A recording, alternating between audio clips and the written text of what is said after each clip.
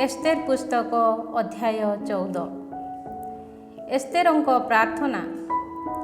मृत्यु संपर्कीय विषय रे उत्कंठित होई राणी एस्तेर प्रभुଙ୍କ सन्निधान रे आश्रय नेले।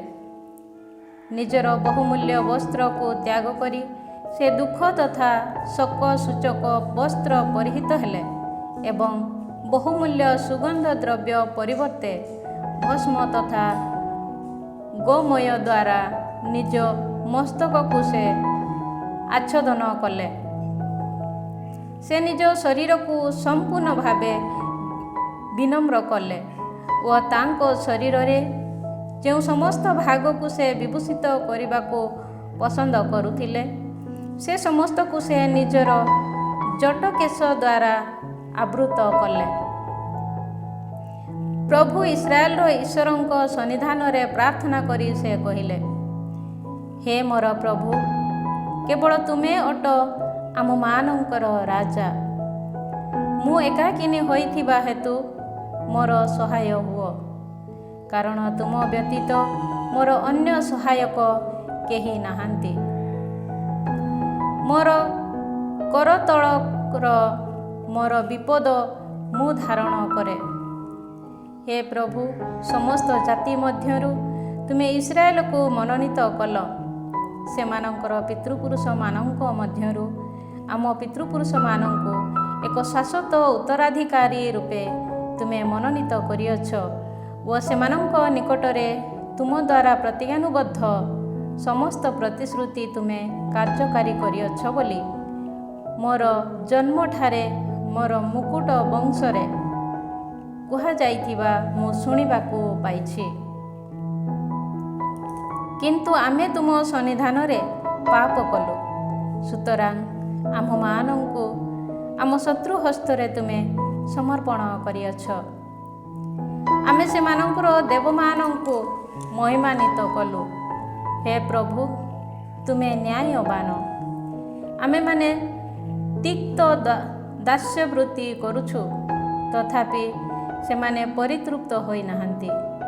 तुम मुख द्वारा आदिष्ट कार्यावली को निश्चिन्न करिबा, तुमर उत्तराधिकार को विनष्ट करिबा, तुमर स्तुति गानकारी मानंकर मुख को बंद करिबा, तुम बलिपीठ उपरे प्रज्वलित अग्नि को लिभाइबा, तुमर गौरव को तुम आलयरु दूर करिबा, व्यर्थ पितुड़ा मानक स्तुति गानकारी जाति समूहर मुख को खोलिबा व जड़े नश्वर राजा को शाश्वत महिमारे विमंडित करिबा पाई सेमाने निज पितुड़ा समूह सह संधि स्थापन करिअछंती।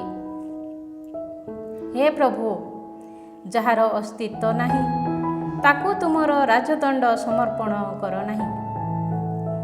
आमर पतन देखी आम मानंकु उपहास करिबा पाई सेमानंकु दियो नाही।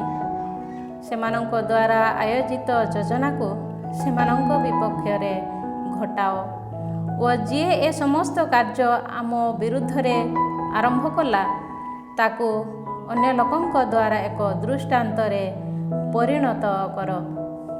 हे प्रभु, ए समस्त कार्य स्मरण कर। आम मानंकर एही संकटमय दिन मानंकरे तुमको प्रकाशित कर। देव मानंक हे राजा, समस्त कर्तृपक्षर हे प्रभु, मते साहस दियो। सेही सिंह सम्मुखरे मते वाक् शक्ति प्रदान कर। जी आम विरुद्ध रे संग्राम करे ताकू विदेश करिबा पाई तार मन परिवर्तन कर। ताहा हेले तार तथा ता सहवर्ती मानंकर विनाश घटिबो। किंतु आम मानंकु तुम बाहुबल रे रक्षा कर व मते साहाय्य कर। हे प्रभु, मु एकाकिनी एवं तुम व्यतीत मोर सहायक अन्य केही नाहांती। तुमे सर्वज्ञानी, तुमे एहा जानुअछ जे दुष्ट व्यक्ति मानंकर प्रताप को मु घृणा करे एवं अपरिच्छेदित तथा विदेशी मानंकर शଯ୍ୟା प्रति मोर कौनसी अभिलाष नाही। तुमे जानो जे मु विव्रत अवस्था रे पड़िछि, ଜନସମ୍ମୁଖରେ ଦେଖାଦେବା ଦିନମାନଙ୍କରେ ମୋର ଉଚ୍ଚ ପଦର ଚିହ୍ନ ସଦୃଶ ମୁଁ ଯେଉଁ ମସ୍ତକାଭରଣରେ ବିଭୂଷିତ, ତାହାକୁ ମୁଁ ଘୃଣା କରେ। ମୁଁ ତାହାକୁ କଳୁଷିତ ହୋଇଥିବା ଛିନ୍ନ ବସ୍ତ୍ର ସଦୃଶ ମନେ କରେ। ଅବସରକାଳୀନ ଦିନମାନଙ୍କରେ ମୁଁ ଯାହା ପରିଧାନ କରୁନାହିଁ, ହାମାନର ମେଜରୁ ତୁମର ଦାସୀ ଭକ୍ଷଣ କରିନାହିଁ।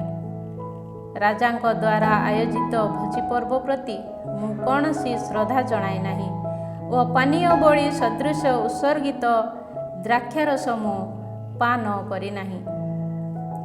ପ୍ରଭୁ ହେ ଆବ୍ରାହମଙ୍କ ଈଶ୍ୱର, ମୋତେ ଏହିଠାକୁ ଅଣାଯାଇଥିବା ଦିନଠାରୁ ଆଜି ପର୍ଯ୍ୟନ୍ତ ତୁମର ଏହି ଦାସୀ ତୁମ ବ୍ୟତୀତ ଅନ୍ୟ କାହାଠାରେ ଆନନ୍ଦ ଉପଭୋଗ କରିନାହିଁ।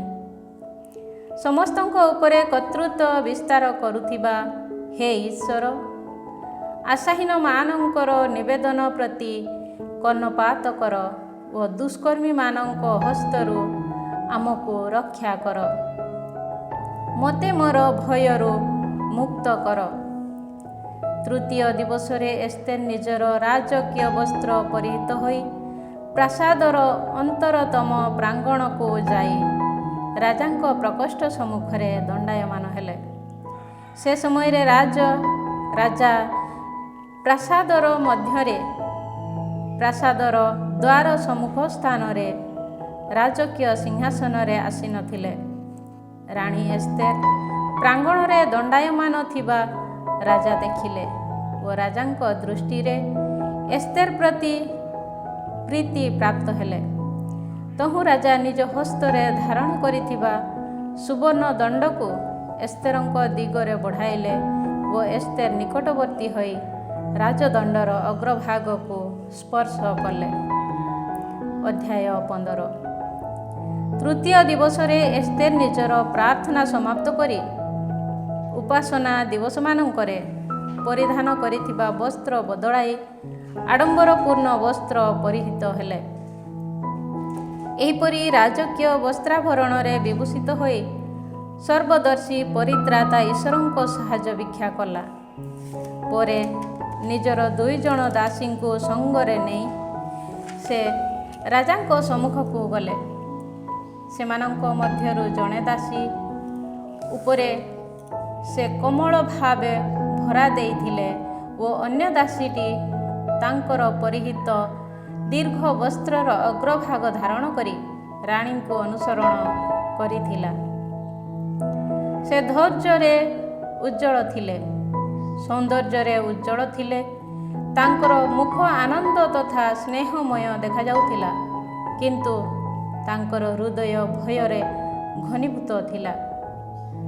ଗୋଟିକ ପରେ ଗୋଟିଏ କରି ଦ୍ୱାର ସମୂହ ଅତିକ୍ରମ କରି ସେ ରାଜାଙ୍କ ସମ୍ମୁଖରେ ଉପସ୍ଥିତ ହେଲେ। ସୁବର୍ଣ୍ଣ ତଥା ବହୁମୂଲ୍ୟ ରତ୍ନ ସମୂହ ଖଚିତ ରାଜକୀୟ ବସ୍ତ୍ରାଭରଣ ପରିହିତ ହୋଇ ରାଜା ନିଜର ରାଜକୀୟ ସିଂହାସନରେ ଆସିନଥିଲେ। ସେ ଅତ୍ୟନ୍ତ ଭୟପ୍ରଦ ଦେଖାଯାଉଥିଲେ। ତାଙ୍କର ପ୍ରତାପମୟ ମୁଖ ଉତ୍ତୋଳନ କରି ସେ ଭୟଙ୍କର କୋପ ସହକାରେ ଏସ୍ତେରଙ୍କୁ ଚାହିଁଲେ। ତହିଁରେ ରାଣୀ କମ୍ପମାନ ହେଲେ ଓ ବିଷଣ୍ଣ ତଥା ନିସ୍ତେଜ ହୋଇ ନିଜ ସମ୍ମୁଖରେ ଗମନ କରିଥିବା ଦାସୀ ଉପରେ ସେ ମୂର୍ଚ୍ଛିତ ହୋଇ ପଡ଼ିଲେ। ସେ ସମୟରେ ଈଶ୍ୱର ରାଜାଙ୍କ ମନୋଭାବକୁ ପରିବର୍ତ୍ତନ କଲେ ଓ ସେ ଆତଙ୍କିତ ହୋଇ ନିଜ ସିଂହାସନରୁ ଲମ୍ଫ ଦେଇ ଉଠି ଏସ୍ତେର ପୁନଃ ସଂଜ୍ଞା ପ୍ରାପ୍ତ ହେବା ପର୍ଯ୍ୟନ୍ତ ତାଙ୍କୁ ସ୍ୱହସ୍ତରେ ଧରିଲେ। ଆଶ୍ୱାସନାଦାୟକ କଥା କହି ସେ ତାଙ୍କୁ ସାନ୍ତ୍ୱନା ଦେଲେ ଓ ପଚାରିଲେ, ଏସ୍ତେର, ଏ କ'ଣ? ମୁଁ ତୁମର ଭ୍ରାତା। ସାହସ ଧର, ତୁମେ ନିହତ ହେବ ନାହିଁ, କାରଣ ଆମର ଏହି ନିୟମ ଜନସାଧାରଣଙ୍କ ପାଇଁ ଘୋଷିତ। ମୋ ନିକଟକୁ ଆସ।